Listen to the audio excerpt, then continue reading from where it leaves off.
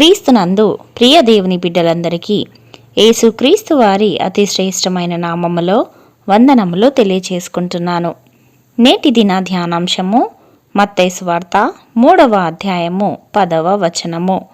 ఇప్పుడే గొడ్డలి చెట్ల వేరున ఉంచబడి ఉన్నది గనుక మంచి ఫలము ఫలింపని ప్రతి చెట్టును నరకబడి అగ్నిలో వేయబడును. ప్రియులారా, సహజముగా మనమందరము కూడా ఒక పని చేస్తున్నాము అంటే ఫలితము అనేది ఆశించే చేస్తుంటాము. మనము చేసే ప్రతి చిన్న పనిలో కూడా భవిష్యత్తులో ఏదో జరుగుతుందని ఆశిస్తాము. బాగా చదువుకోవాలి, ఎందుకంటే మంచి జ్ఞానము పొందుకోవాలి, మార్కులు తెచ్చుకోవాలి, మంచి ఉద్యోగము సంపాదించాలి, వస్తున్న జీతాన్ని దాచుకుంటాము. కారణం ఏమిటంటే అవసరమైనప్పుడు ఉపయోగించుకోవడానికి. ఇలా ప్రతి దానిలో కూడా ఫలితాన్ని ముందుగానే ఆలోచించి పనులు చేస్తుంటాము. అయితే ఒక వ్యక్తి ఉన్నాడు. ఆయనకొక సత్తువ గల భూమి ఉన్నది. ఆ భూమిలో ఎంతో ఆశపడి ద్రాక్ష తోటను వేశాడు. దానికి ఒక తోటమాలిని నియమించాడు. ద్రాక్ష తోట బహుగా ఫలించాలని మంచి ఎరువును వేశాడు. నిత్యము నీటిని దానికి అందించాడు. పంట వేయగానే ఫలితము ఆశించలేదు. కానీ సుమారుగా 3 సంవత్సరములు దాని ఫలముల కోసము వేచి చూశాడు.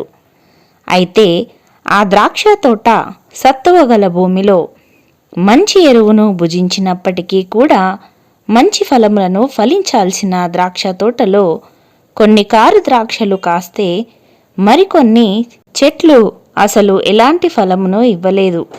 తత్ఫలితముగా ఎంతగానో నొచ్చుకున్న ఆ ద్రాక్ష తోట యజమాని దానిని నరికివేయాలని ఆశించాడు. ప్రియులారా, శ్రేష్టమైన ద్రాక్షవల్లి వంటి దానిగా నేను నిన్ను నాటితిని అని ఇర్మియా గ్రంథములో దేవుడు సెలవిస్తుంటున్నాడు.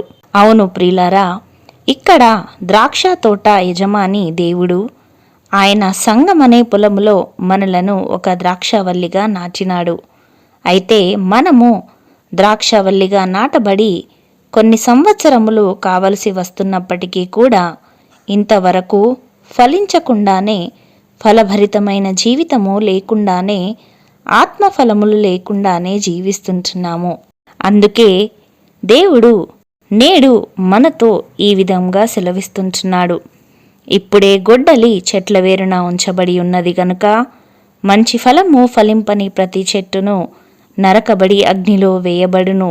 అవును ప్రియులారా, కాలములను సమయములను మనము చూచినట్లయితే దేవుని రాకడ అత్యంత సమీపముగా ఉన్నదని మనకు తెలుస్తున్నది. అయితే మనము ఫలిస్తున్నామా? ఆత్మఫలమేమిటో మనకు తెలుసు. ఆత్మఫలమేమనగా ప్రేమ, సంతోషము, సమాధానము, దీర్ఘశాంతము, దయాలుత్వము, మంచితనము, విశ్వాసము, సాత్వికము, ఆశా నిగ్రహము. అయితే ఇవన్నీ మనలో ఉన్నాయా? ఫలభరితమైన జీవితము మనము జీవిస్తున్నామా లేదా అనేది ఒకమారు పరీక్షించుకొని ఇప్పుడే గొడ్డలి చెట్ల వేరున ఉంచబడి ఉన్నది గనుక మనము నరకబడి అగ్నిలో వేయబడతామో లేక క్రీస్తుతో జీవించుటకు ఆయనతో కొనిపోబడే గుంపులో ఉంటామో ఒకమారు మనలను మనము పరీక్షించుకొని సరిచేసుకుందాము. అట్టి కృప దేవుడు మనలకందరికీ అనుగ్రహించునుగాక. ఆమేన్. ప్రార్థించుకుందాము. పరిశుద్ధుడవైన మా తండ్రి, పరలోకపు రాజా, మా పాపముల నిమిత్తము సిలువలో మరణమై మా దోషముల నిమిత్తము నీవు నలుగగొట్టబడితివి తండ్రి. మీకు వందనాలు.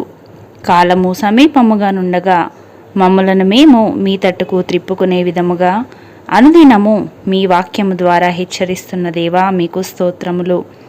వాక్యమును వినుమట్టు వారమే కాకుండా వాక్యానుసారమైన జీవితమును జీవిస్తూ ఫలభరితముగా ఉంటూ క్రీస్తుతో జీవించుట ధన్యకరమని గ్రహించి ఎత్తబడే గుంపులో ఉండుటకు మీ కృపచేత, ప్రేమ చేత మమ్మలను బలపరచమని యేసయ్య పరిశుద్ధ నామములో ప్రార్థించి వేడుకొనుచున్నాము పరమ తండ్రి.